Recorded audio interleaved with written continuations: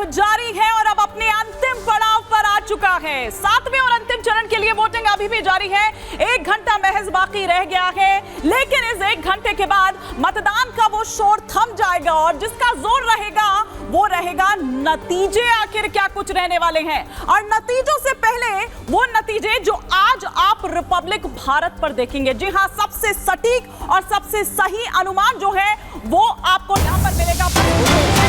आपके सामने हम रखेंगे वो डबल एग्जिट पोल जिसके जो आंकड़े हैं वो सामने निकल कर आएंगे। वो अनुमान फिर आपको दिखाएंगे कि किसकी बन रही है सरकार और कौन हो रहा है एग्जिट अपने एग्जिट पोल के जरिए। लेकिन वहीं हम आपको दिखा रहे हैं कि 1 घंटा महज बाकी रह गया है। अंतिम चरण का ये जो रण है वो इस वक्त चल रहा है और साथ ही साथ जोर इस पर रहेगा कि आखिर क्या कुछ आंकड़े निकलकर सामने आए हैं। टुकड़े टुकड़े में नहीं बल्कि एक साथ पूरा वो जो नंबर है हम आपको दिखाएंगे। वो नेशनल नंबर जो कुछ ही देर बाद आपके टेलीविजन स्क्रीन पर होगा, आपकी चाली स्क्रीन पर होगा और एक बड़ा और बेस्ट पैनल जो है वो हमारे साथ होगा जिनसे हम करेंगे इस पर विस्तार से चर्चा। तो वहीं दूसरी तरफ नजर उस पर भी रहेगी जो INDIA गठबंधन की बैठक चल रही है। हालांकि 6 बजे का वक्त मुकर्रर था कि जब 6 बजे ये बैठक होनी थी, लेकिन उससे ठीक पहले लगता है कुछ ज्यादा ही जल्दी में है। INDIA गठबंधन जो है अभी तो खत्म भी नहीं हुई है पोलिंग, तो आखिर इतनी जल्दबाजी क्यों थी। लेकिन थोड़ी ही देर में आप रिपब्लिक भारत पर देखेंगे सटीक एग्जिट पोल, वो अनुमान, वो सही अनुमान हम आपको दिखाएंगे कि आखिर किसके लिए ये एग्जिट पोल एग्जैक्ट साबित हो रहे हैं और किसका हो रहा है एग्जिट। एक बड़ा नंबर, एक नेशनल नंबर जो है वो आप देखेंगे कि क्या आखिर जनता ने तय किया है। क्या फिर एक बार जिस तरह से मोदी सरकार का यहां पर दम भरा जा रहा है 400 पार के नारे के साथ, क्या वही होगा या फिर INDIA गठबंधन जिस तरह का दम भरता हुआ नजर आ रहा है कुछ वैसा निकलता सामने आएगा। क्या थी 2019 की तस्वीर, ये हम आपको सिलसिलेवार तरीके से यहां पर दिखा रहे हैं, लेकिन 2024 की तस्वीर क्या निकल कर आती है और जनता ने जनादेश आखिर क्या दिया है वो यहां पर देखने वाली बात होगी। कई ऐसे मुद्दे रहे पहले चरण से लेकर अभी अंतिम चरण तक, अगर बात हम देखें तो कई ट्विस्ट एंड टर्न जो है वो हमने देखे, चाहे मुद्दों को लेकर हो, चाहे आप वोटिंग प्रतिशत को लेकर हो। ये भी एक जबरदस्त और दिलचस्प रहा है पूरा चुनाव। पहले चरण से अगर हम शुरू करें और अभी आज जो अंतिम चरण का चुनाव इस वक्त हो रहा है, आखिरी घंटा बाकी रह गया है। मेरे सहयोगी भी जुड़ेंगे मेरे साथ कि वहां पर क्या कुछ कह रहा है, आखिरी घंटे में कितनी कतारें वहां पर दिख रही है, क्योंकि कई जगहों पर वोटिंग बहुत अच्छी हुई है। वोटिंग परसेंटेज जो सामने निकल कर आया है वो काफी अच्छा रहा है। तो ओडिशा में अब तक सबसे कम देखा जा रहा था, लेकिन वहीं अगर बात करें हिमाचल में सबसे अच्छी वोटिंग वहां से निकलकर सामने आ रही है। झारखंड की अगर बात करें तो झारखंड में एक अच्छा आंकड़ा निकलकर सामने आया है। अभी तक का वोटिंग परसेंटेज अगर हम कहें शाम 5 बजे तक का जो आंकड़ा है वो भी कुछ ही देर में हमारे साथ सामने आ जाएगा जो आपके टेलीविजन स्क्रीन पर होगा। लेकिन एक बड़ी टीम, एक बड़ा पैनल जो स्टूडियो में हमारे साथ होगा और साथ ही साथ एक बड़ी टीम जो ग्राउंड पर इस वक्त मौजूद है और पल पल की अपडेट, एक बड़ी टीम जो हमारी ग्राउंड पर इस वक्त मौजूद है, सुबह से ही लगातार तस्वीरें आप तक पहुंचा रही है। आज अंतिम चरण में भी कई दिग्गज हैं जिनकी साख दांव पर लगी हुई है। किस्मत का फैसला आज जनता कर रही है। इसमें 5 केंद्रीय मंत्री, 4 एक्टर्स भी हैं, लेकिन सबकी निगाह जो लगी हुई है वो काशी में लगी हुई है, क्योंकि उत्तर प्रदेश की अगर हम 13 सीटों की बात करें, पूर्वांचल के रण की अगर बात करें तो उसमें बनारस में भी आज वोटिंग हो रही है। उधर प्रधानमंत्री नरेंद्र मोदी की साधना पूरी हुई है और इधर जो पोलिंग है बनारस पर वो भी पूरी होने वाली है। लेकिन उससे ठीक पहले एक संदेश जो है वो भी प्रधानमंत्री नरेंद्र मोदी द्वारा काशी की जनता के लिए दिया गया था। उन्होंने कहा कि आप इस बार रिकॉर्ड मतदान करें। बीजेपी की ओर से भी पूरी तैयारी की गई थी। आपने देखा कि तमाम जो पूरे जो केंद्रीय मंत्री हैं, जो तमाम बड़े चेहरे हैं, तमाम बड़े नेता हैं, वो बनारस में खूंटा गाड़कर आप कहिए कि वहां पर बैठे हुए थे। हालांकि माना जा रहा था कि प्रधानमंत्री नरेंद्र मोदी भी हो सकता है कि वहां पर आए, लेकिन खैर वो वहां नहीं गए। उनकी साधना चल रही थी वहां कन्याकुमारी में, जो अब आज पूर्ण हो चुकी है। जो एक्सपीरियंस उनका रहा वो भी उन्होंने शेयर किया कि ये एक्सपीरियंस अद्भुत रहा है।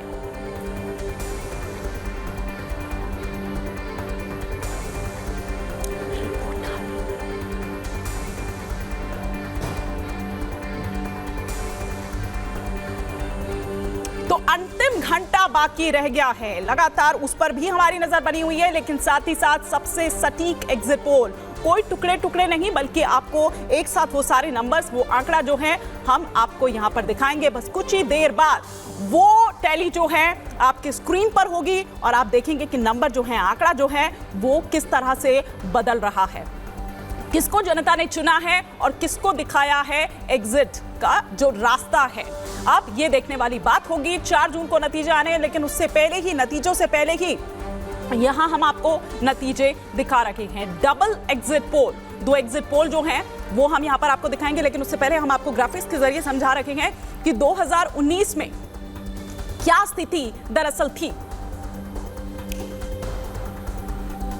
क्या स्थिति दरअसल थी। ये ग्राफिक्स के जरिए भी हम यहां पर आपको दिखा रहे हैं। और आज 8 राज्य, 57 सीट जिन पर वोटिंग इस वक्त चल रही है।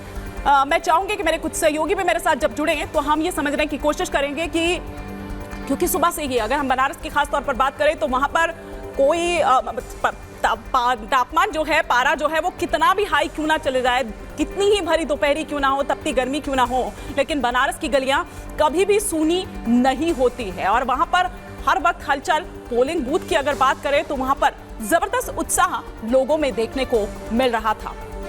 तो वो तस्वीरें भी हम आपको दिखाएंगे, वो तस्वीरें भी हम आपको दिखाएंगे थोड़ी देर में, और साथ ही साथ वो आंकड़े भी आपके सामने होंगे।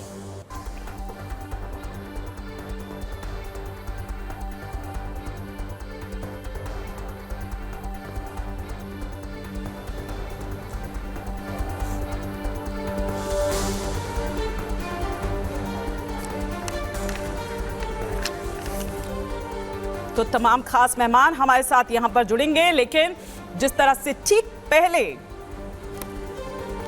केंद्रीय गृह मंत्री अमित शाह की अगर बात करें तो उन्होंने छठे चरण में यह कह दिया था कि बहुमत का जो आंकड़ा है वो तो वो पार कर चुके हैं। तो अब ये जो 7वें चरण के लिए वोटिंग यहां पर हो रही है, क्या वाकई वो जो 400 पार का नारा दिया गया था, क्योंकि इस पोलिंग से ठीक पहले भी एक बार फिर से वही हुंकार भरते हुए नजर आए थे केंद्रीय गृह मंत्री अमित शाह।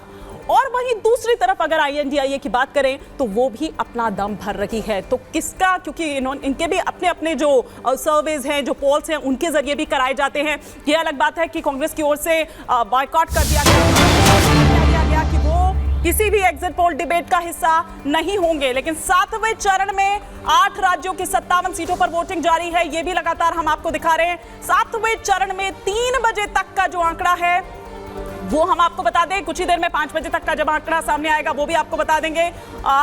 उत्तर प्रदेश की अगर बात करें तो यहां हम आपको आंकड़ा दिखा रहे हैं कि 3 बजे तक कितना मतदान हुआ है। ओवरऑल मतदान की अगर बात करें तो 49%, बिहार में 3 बजे तक 42%, उत्तर प्रदेश में 46.83%, पश्चिम बंगाल की बात करें तो 3 बजे तक 58%, चंडीगढ़ की बात करें तो 3 बजे तक 52.61%, झारखंड की बात करें तो 3 बजे तक 60.14%। ओडिशा की अगर बात करें तो सबसे कम आंकड़ा, वोटिंग परसेंटेज जो अभी तक सबसे कम सामने निकलकर आया है वो ओडिशा का आया है। 42% वोटिंग जो ओडिशा में दर्ज 3 बजे तक की गई है।